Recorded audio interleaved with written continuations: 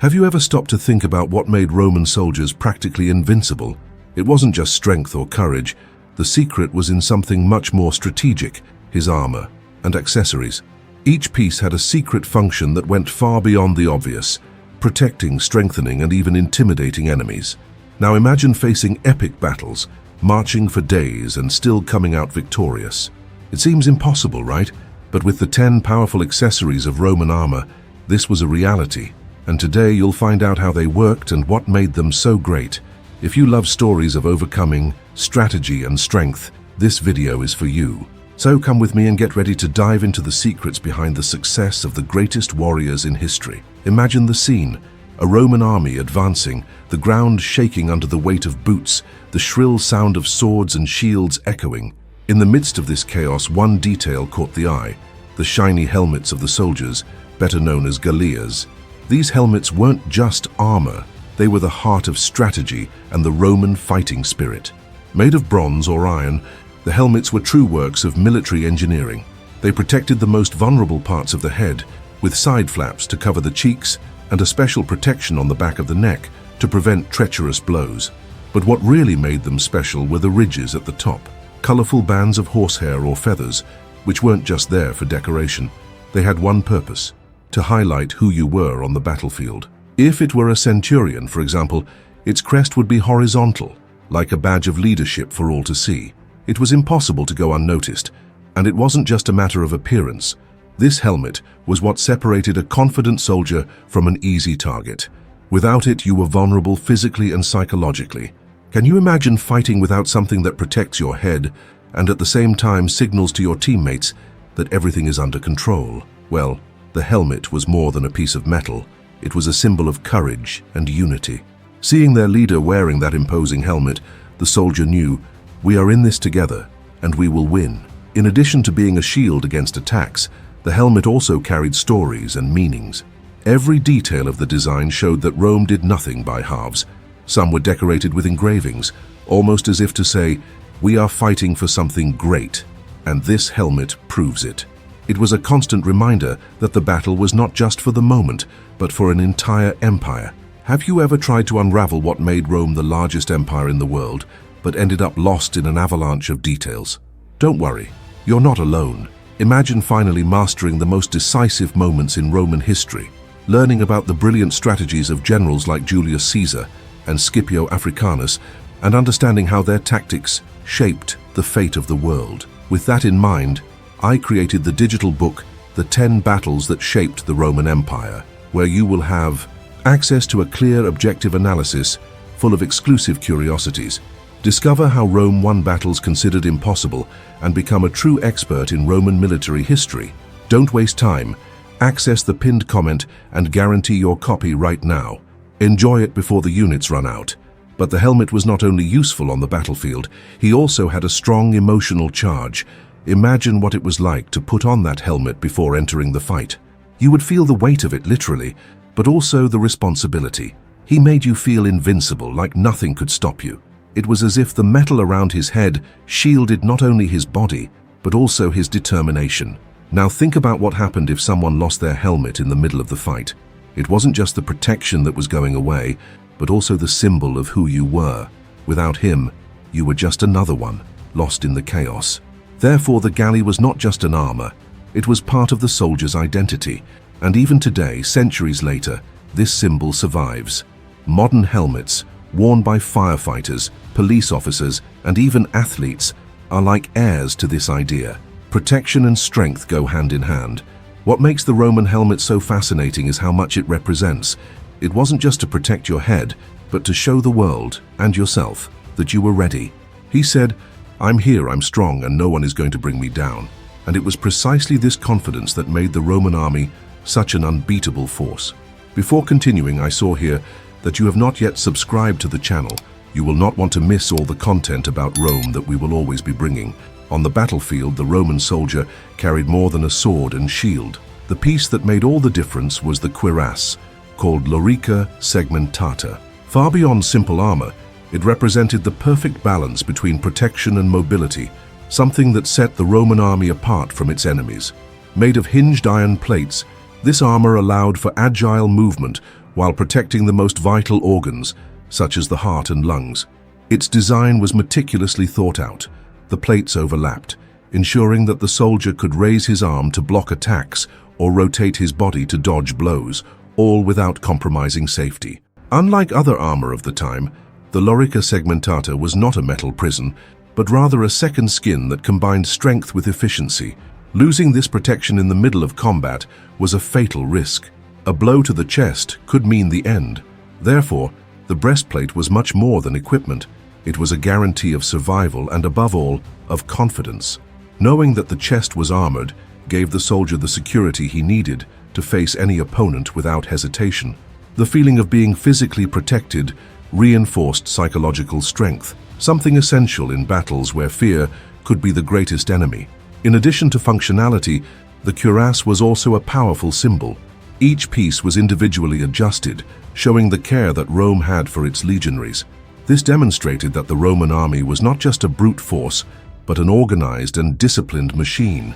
The cuirass reflected this organization in an almost artistic way, and for those who wore it, it was a constant reminder that it was part of something grand and carefully planned. Visual impact was another crucial element. Hundreds of soldiers marching in shiny breastplates created an intimidating image. The metallic sheen, coupled with the perfection of the formation, conveyed a clear message. They were not just warriors, they were the embodiment of the strength and order of Rome.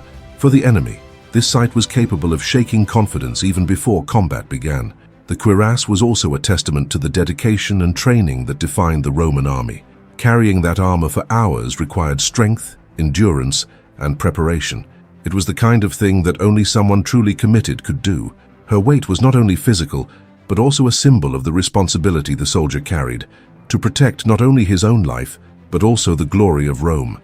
Even off the battlefield, the lorica segmentata represented an impressive advance in terms of engineering and design. Its articulated system was innovative for the time and allowed it to be disassembled and transported easily. This was critical for an army that needed to move quickly and be ready to fight at a moment's notice. Today, the essence of that armor still lives on. The concept of protecting what is most important, the chest, the heart, continues to be applied in modern equipment, such as bulletproof vests and body armor. But in Roman times, the breastplate was more than protection. It was identity, strength, and the certainty that each soldier was part of an invincible machine. The lorica segmentata was not just a piece of iron fitted to the body. She was a symbol of excellence and discipline, a piece that helped build Rome's legacy. Each soldier who wore it carried with him not only the physical security, but also the moral strength of belonging to the most formidable army in history. All the parts that a Roman carries have their importance, but tell me here in the comments which one you think is more essential. The Roman belt, called the balteus, was not just a functional piece to hold the sword, it was what defined a soldier. Without him, a legionnaire was like any civilian. With him, he carried not only a weapon, but also the pride of belonging to the most powerful army in history. This belt was a true mark of identity. Decorated with metals and detailed patterns, each balteus conveyed a message. He said, "I am a Roman warrior." It was not just a practical item, it was something that made the soldier stand out in a crowd. Without the belt, the feeling of dishonor was immediate, as if the soldier had lost his purpose. But the balteus was not just a symbol of pride, he also had an indispensable practical function. In addition to carrying the sword, it helped to balance the weight of all the equipment that the soldier needed to carry. Long marches, which seemed endless, became more bearable thanks to the weight distribution provided by the belt. It was a simple piece, but it made all the difference. Another fascinating point was how the balteus reinforced the sense of unity in the army. All the soldiers wore the belt, and this created a uniform appearance, an image of discipline that intimidated any enemy. It wasn't just a piece of equipment, it was a visual symbol of collective strength. When the legions marched, their belts glistening in the sun were part of the psychological impact Rome knew how to create on the battlefield. The balteus also represented the care for detail and functionality that defined the Roman army. It was sturdy, practical, and at the same time visually striking. This showed that Rome knew how to unite utility and meaning in a single piece. It was more than an item of war. It was an extension of the soldier himself. Losing the belt meant losing more than one tool. It meant losing the identity of a warrior. On the other hand, wearing it was a constant reminder that the soldier was part of something bigger. He wasn't just fighting for himself, he was a part of a giant machine that was the Roman army. Today, the idea behind the baltus is still alive. Things like uniforms and insignia carry the same concept, to show who you are and what you stand for. But in ancient Rome, the belt went beyond that. It symbolized discipline, strength, and unity, values that made the Roman legions one of the most feared and respected forces in history. In the end, the baltus was not just a belt. He was what gave the soldier the confidence to raise his sword, march alongside his comrades, and face any challenge head-on. It was more than a piece of equipment, it was the soul of a legionnaire. Before proceeding, I saw here that you forgot to like the video. Help us to always bring more content about Roma, and leave your like. The caligae, the sandals of Roman soldiers, were much more than ordinary footwear.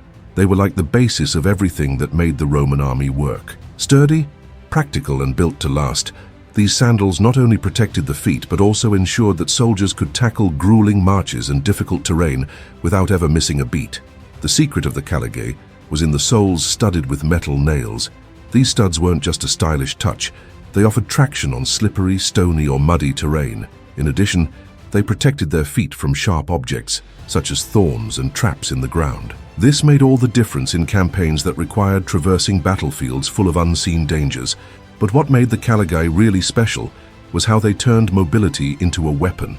Roman soldiers were famous for their relentless marches, covering dozens of miles a day, carrying armor, weapons, and supplies.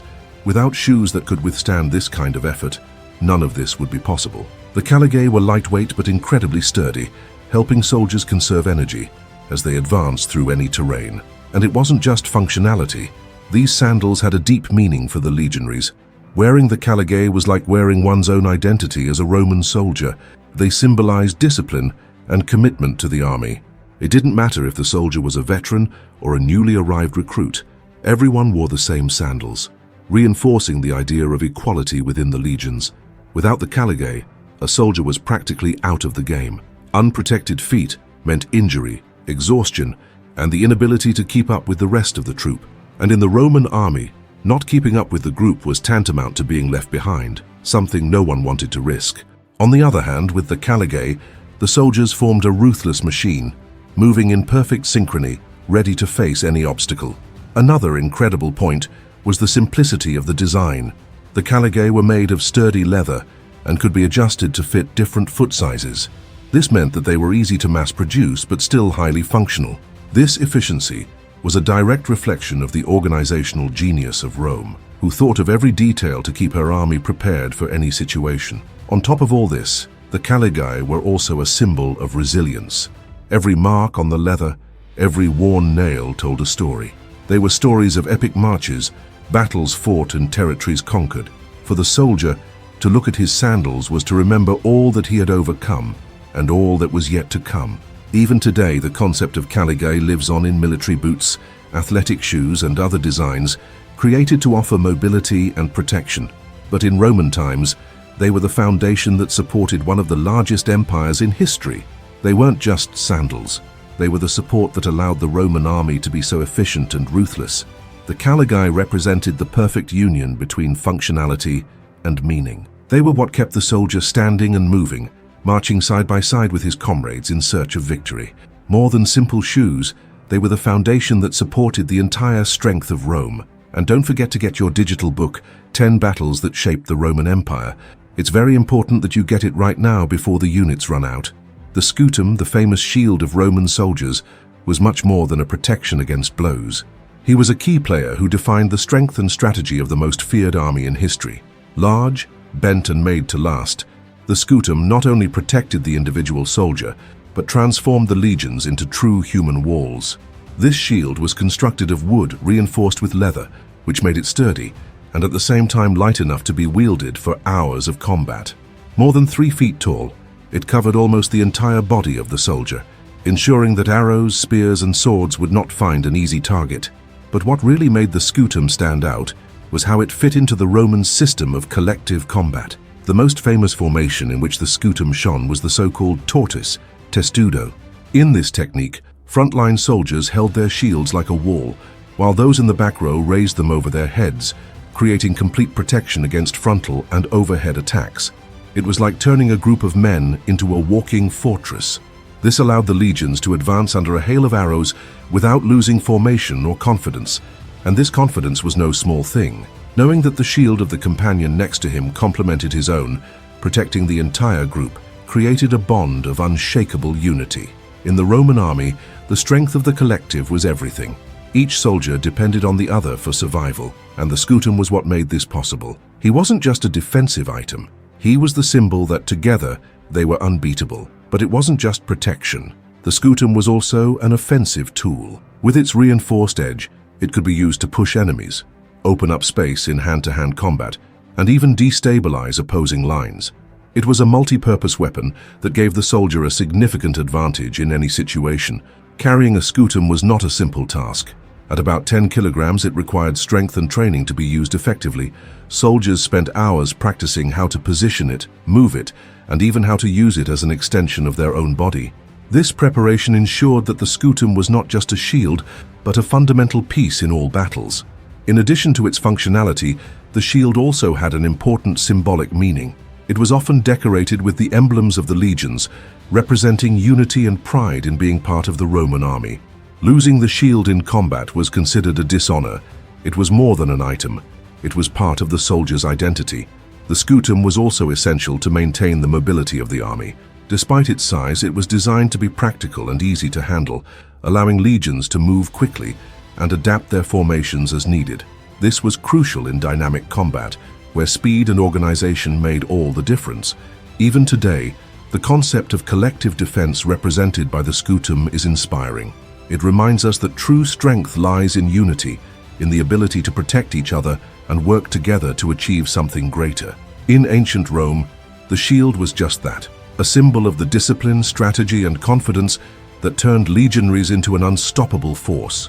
The scutum was not just a shield, it was the soul of the Roman army. It protected lives, strengthened team spirit, and was the foundation of brilliant strategies that secured victories and built an empire. It was what turned ordinary soldiers into an unbeatable war machine. On the battlefield, the Roman army knew exactly how to turn its weapons into extensions of strategy.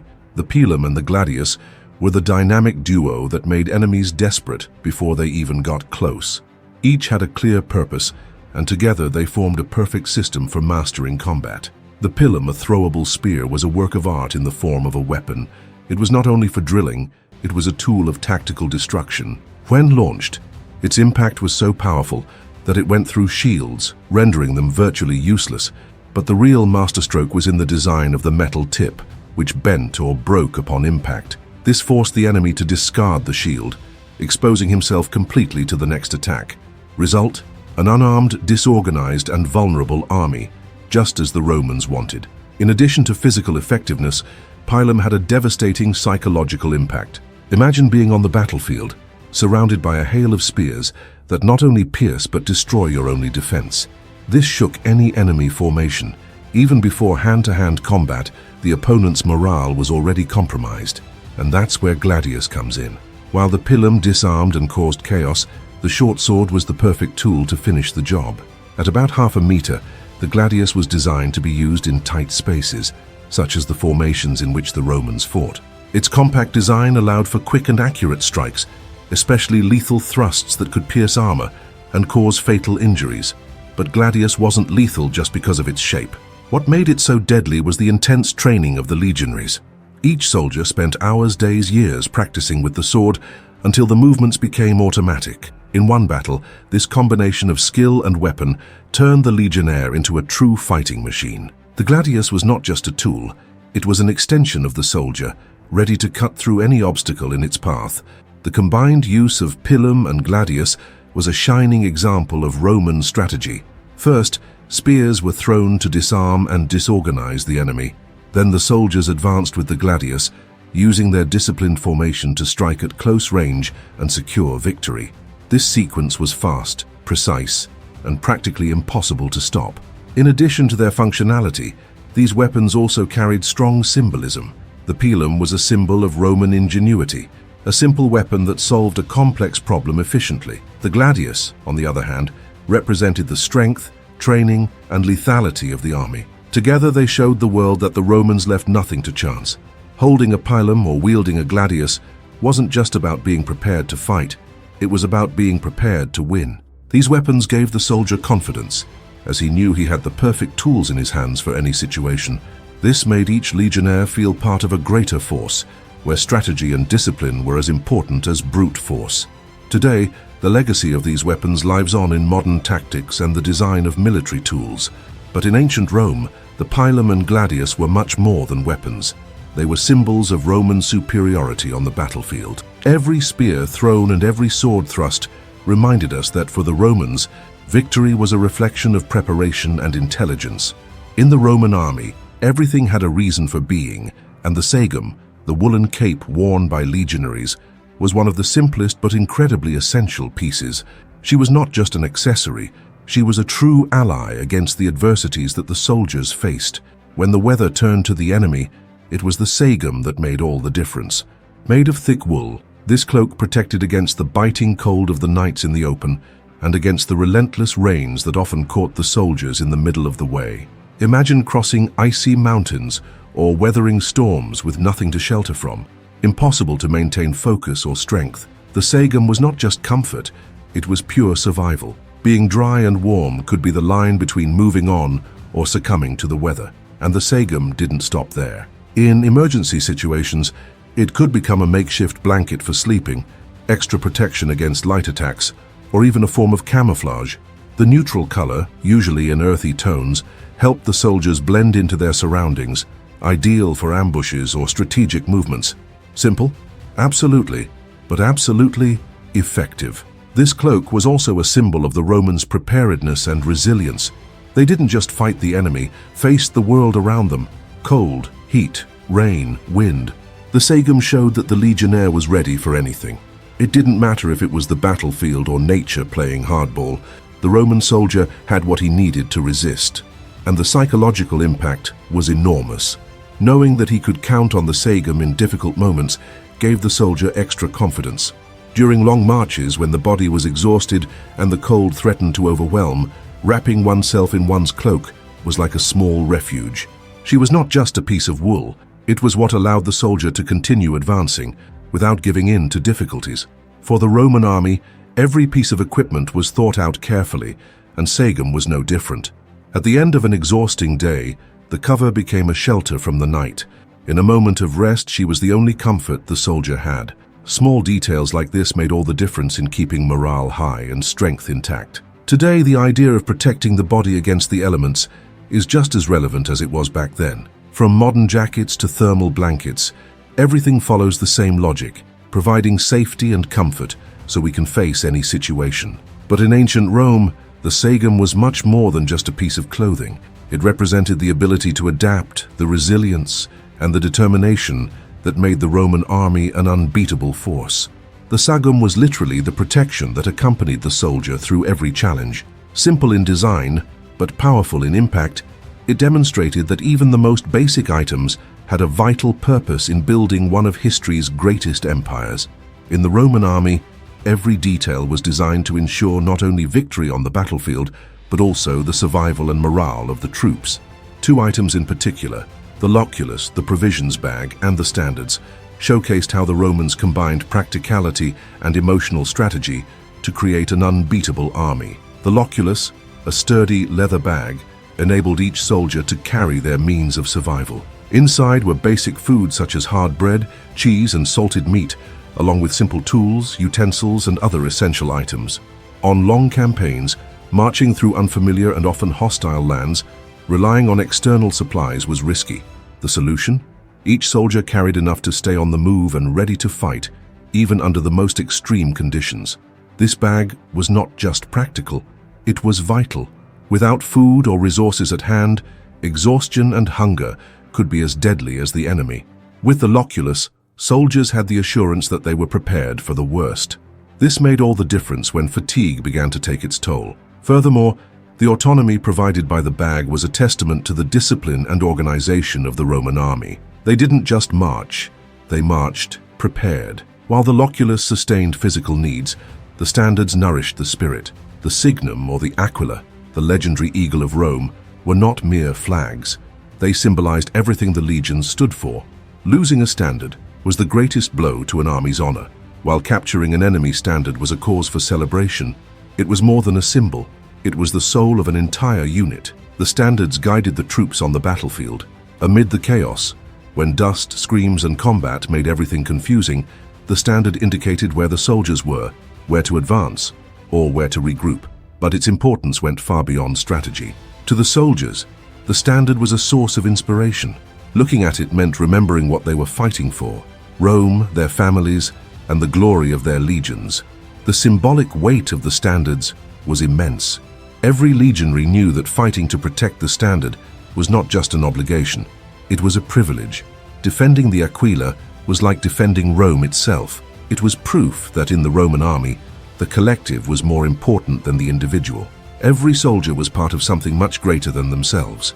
The loculus and the standards served as a constant reminder that winning a war required more than physical strength. It required strategy, planning, and above all, morale. Keeping the soldier fed and inspired was as essential as equipping them with the best weapons, and the Romans understood this better than any other army of their time.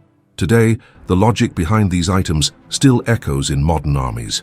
Logistics and symbols of unity remain fundamental to military success, but in ancient Rome, the loculus and the standards were more than tools. They were pillars of Roman efficiency and power. With the bag, soldiers marched strong. With the standard, they marched united, and it was this combination that helped build an empire the world will never forget. We've reached the end of this incredible journey through the armor of the Roman soldier, and now everything makes sense, right? Each item wasn't just a piece of equipment, it was part of a brilliant strategy that helped Rome dominate the world. The helmet, breastplate, belt, sandals, shield, spear, sword, cloak, provisions bag, and standard, together they transformed soldiers into true war machines, ready for any challenge.